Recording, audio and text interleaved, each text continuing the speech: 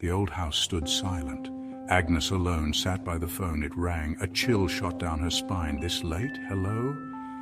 Her voice trembled, a whisper faint and raspy. Agnes strained to hear. Help me. The line went dead. Agnes stared at the phone. Her heart pounded. Who was that, and what did they want? John thought he was alone. He sifted through the charred remains of his childhood home. The fire had been swift, merciless. His phone buzzed, a number he didn't recognize. He answered, hesitant. John. The voice, a low growl, sent shivers down his spine. It wasn't an accident. The voice cut out. John's blood ran cold. The fire had been ruled an accident, hadn't it? Rain lashed the windows. The storm outside was relentless, each drop a tiny hammer against the glass, creating a symphony of chaos. The wind howled like a lost soul, and the occasional flash of lightning illuminated the darkened room, casting eerie shadows on the walls. Inside, Sarah huddled under the covers. She could feel the chill of the night seeping through the thin fabric, her heart pounding in her chest. Every creak of the house seemed amplified, every gust of wind a potential threat. She clutched the blanket tighter as if it could shield her from the unknown. Thunder cracked. The sound was deafening, shaking the very foundation of the house. Then her phone rang.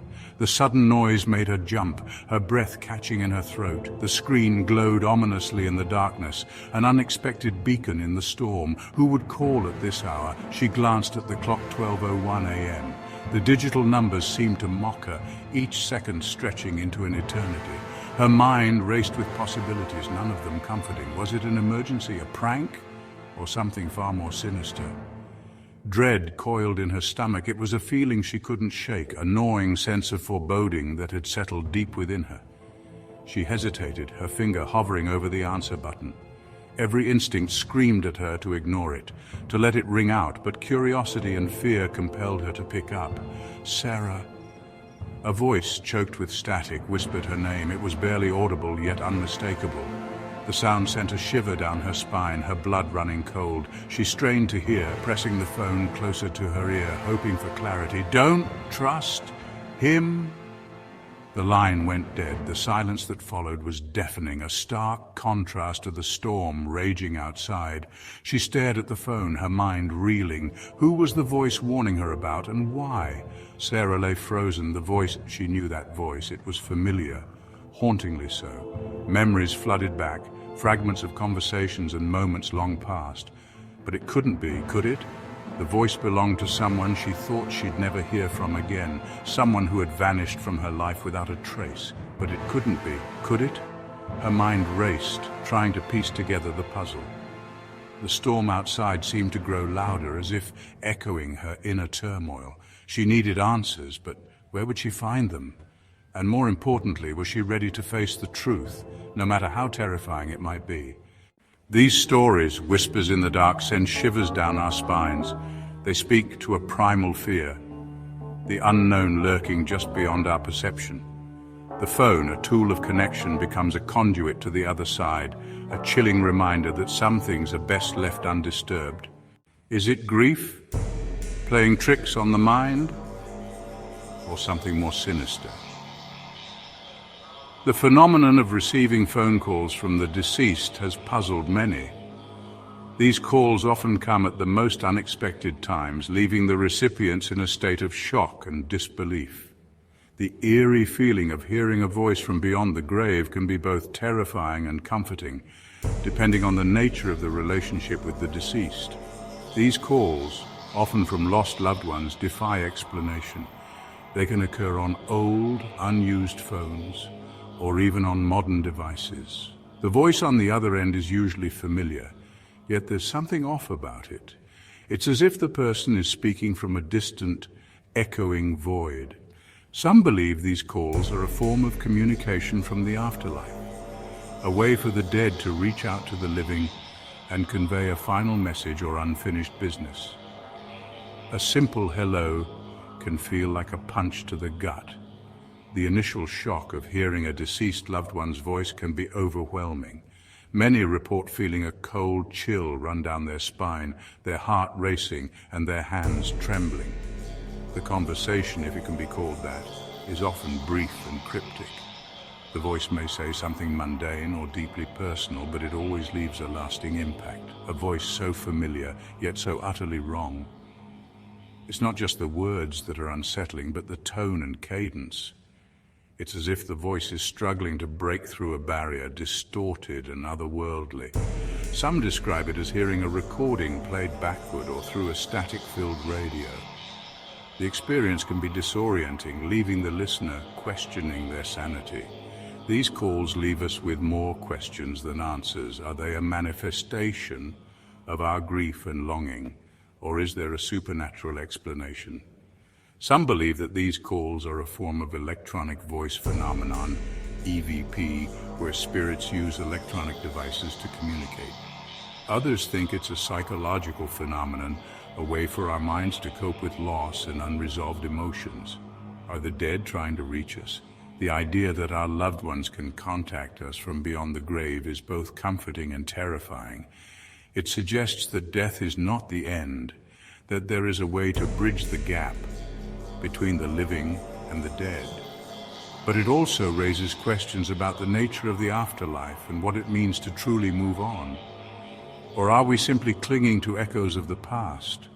The human mind is a powerful thing, capable of creating vivid hallucinations and memories. In our grief, we may hear what we want to hear, see what we want to see. These calls could be a way for us to hold on to the ones we've lost, to keep their memory alive. Whether they are real or imagined, they serve as a reminder of the deep connections we share with those who have passed on. Section 6, the unseen operator. Some believe these calls are routed through a cosmic switchboard, an unseen operator connecting the realms of the living and the dead. But who or what controls this ethereal network, and what is the purpose of these chilling connections?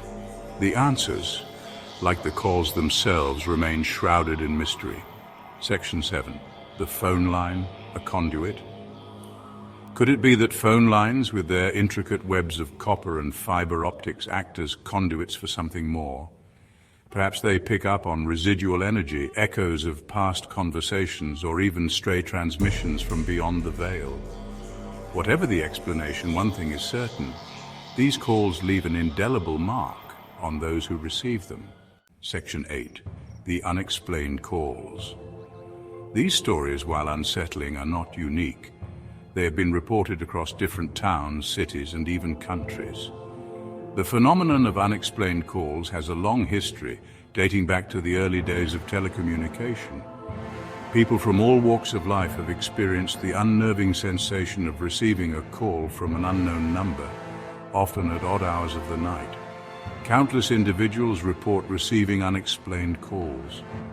These calls often come with a sense of dread, as if the caller knows something about the recipient that they shouldn't. The voices on the other end are often distorted, whispering cryptic messages or simply breathing heavily. Some have even reported hearing their own voice echoing back at them, as if the call is coming from another dimension. Calls from numbers that don't exist. These numbers, when traced, lead to dead ends. They are not registered with any phone company, and attempts to call them back result in a message that the number is not in service. This only adds to the mystery and the fear that these calls invoke. Calls from voices that send chills down their spines. The voices are often described as cold, emotionless, and otherworldly. They speak in languages that the recipient does not understand, or in a tone that is unnervingly familiar. Some have even reported hearing the voices of deceased loved ones calling out to them from beyond the grave. Calls that leave them questioning their sanity. The experience is so surreal that many are left wondering if they imagined it.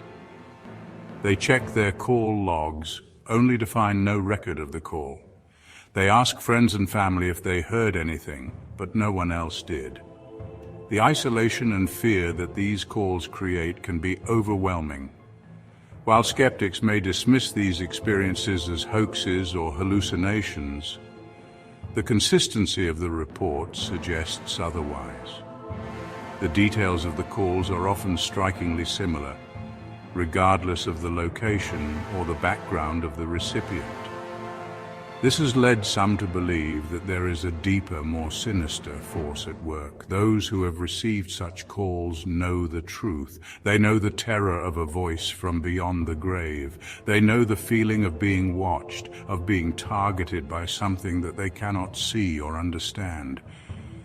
They know that these calls are not just a figment of their imagination, but a real and terrifying phenomenon. They know the terror of a voice from beyond the grave. These calls are a reminder that there are still mysteries in this world that we cannot explain. They are a reminder that sometimes the most terrifying things are the ones that we cannot see, but can only hear. Section 9, Conclusion, Our Deepest Fears. The next time your phone rings and you don't recognize the number, consider this. Who might be calling, and what message might they carry from the other side? Perhaps it's best not to answer, for some secrets are better left buried and some voices are best left unheard.